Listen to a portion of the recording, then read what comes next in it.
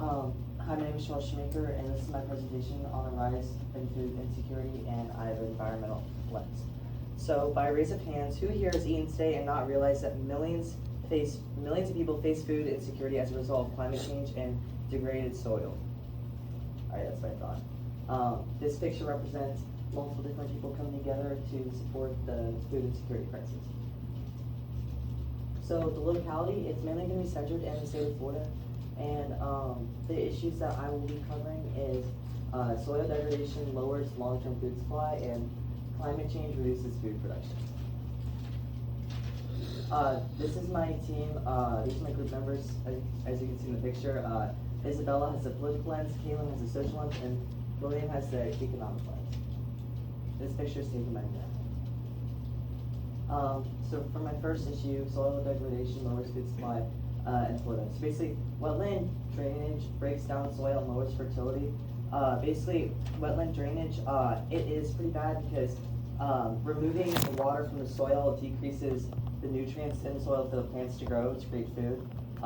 Degraded soil also holds less water and nutrients, so it's harder to grow, and that soil loss weakens ecosystems and reduces crops overall.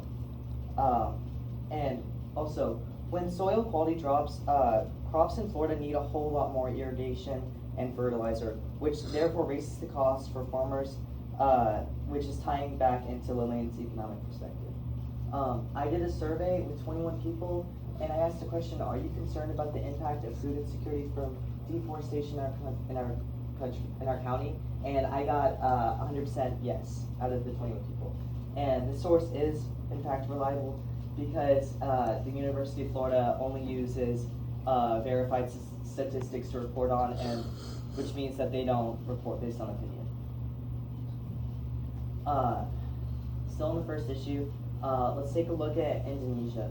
So basically, draining peatlands for farming dries soil and speeds up decomposition. Peat soil itself already forms pretty slowly it mainly forms from decayed plants and wet conditions. And when the water is drained from it, air enters the soil and it makes it break down even faster. As you can see in this image, it's taken in Indonesia. You can see the canal is draining, and it causes all the vegetation to dry up. And also, adding on to that, soil sinks and loses productivity, which lowers the crop output, and degraded peat releases carbon and increases the flood risk. And this all relates back to Isabella's perspective, because reduced crop output and higher prices can increase pressure on the government food assistance programs. The source World Resource Institute is reliable because it reports using scientific data and policy research alone. So I did a third slide on Florida just to get my point across, and I used a picture that I took, and it kind of shows soil being degraded from, I'm assuming, erosion from a tractor that ran through all the soil. So I just wanted to, and it uses the same UF source. Now going to my second issue, let's take a look at Kenya for climate change reduces food supply. Erratic rainfall in Kenya lowers crop yields and reduces food supply. Essentially, the climate change with the ever-changing weather rain patterns increases the drought time. So there will be long periods of just hot temperatures, meaning that the water will dry up for the soil. And the rising temperatures reduce maize, which is kind of a corn. It's like a crop that a lot of Kenyan people consume daily, and which just therefore increases the food insecurity because there isn't that much to eat. Also, just the climate stress on farmers decrease the national food availability and raises hunger risk. This relates to Kaylin's claim, as climate stress lowers crop yield and raises food prices, making it harder for people to buy and sell. This source is reliable because it reports using This source is reliable because it is a peer-reviewed journal, meaning that experts review it before it's published.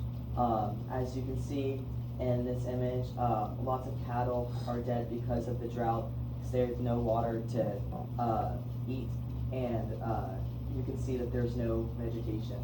It's very sparse. It also shows that not only are humans being affected by the food insecurity, but also animals.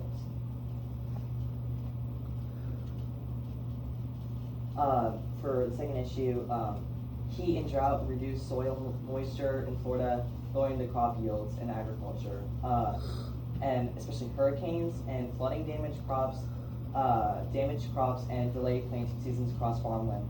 Hurricanes that we had, Helene and Milton back to back, really took a toll on the agriculture in Florida. And especially, you look at the farms that are near the water, as we have the sea levels that increase, which the salt water in the sea damage the soil, so it reduces plant growth on the coastal farms. This once again uses the UF source, where they stay away from any opinionated source. I took this picture, I believe it is in St. Armands, and it just gives a representation on how bad the flooding was, and this was like a couple days after the hurricane. For a solution, let's take a look at Brazil. So my solution is that using cover crops and no-till farming. Essentially, cover crops are crops that are planted in between the main crops that are used to eat and grow. And these cover crops, they're not made to sell and eat, and they're just made to improve the soil and the roots around the actual crops. And the no-till farming, farmers do not plow or turn the soil before planting, as seeds are just placed directly into the soil. This source is reliable because Rolf Derksch, I think that's how you pronounce it, he's a long time soil conservation expert with decades of research on no-till and soil management across many countries. And you can see in this picture that that's one of the methods that they use. For my second solution, using drought-resistant crops and dry irrigation, and drip irrigation. Basically, drip irrigation is a method where water goes directly to plant roots in controlled amounts through tubes. Essentially, you can see right here that they have, in this picture, that they have kind of like a water base, and it goes directly into these plants over here to feed them with lots of water. Drought-resistant crops are crops that are planted that don't need a lot of water to grow, as their roots can reach water that are stored far underground. And this source is reliable because it is a United Nations agency, not a private group or opinion source. And now looking at Florida, using cover crops and no-till farming. Cover crops like rye protect bare soil. They also reduce the erosion, and they can add organic matter between the growing seasons. And then the no-till farming keeps soil layers intact, improves the water retention, and overall just reduces the nutrient loss. And this also uses the same UF source. And you can see right here that this is an example of using cover crops. Once again, used by the UF source, but drought-resistant crops and drip irrigation, it will keep yields more stable during heat waves and low rainfall periods, because as in Florida it gets really hot. And then drip irrigation delivers water directly to plant roots, just overall reducing the evaporation loss and improving the efficiency. You can see this picture that an example of drip irrigation where they have the tubes running along by the plants in the soil. Why this will work. Cover crops and no-till farming reduce soil erosion and keep nutrients in the soil, improving long-term crop yields. And then drought-resistant crops maintain the production during these hard times with heat and less rainfall, and stabilizing just overall the harvest levels during the climate stress. As you can see in this picture, it's another example of drip irrigation. And then overall, as a conclusion, soil degradation reduces the crop yields through erosion and others, and while cover crops and no-till farming restore soil health and stable food production.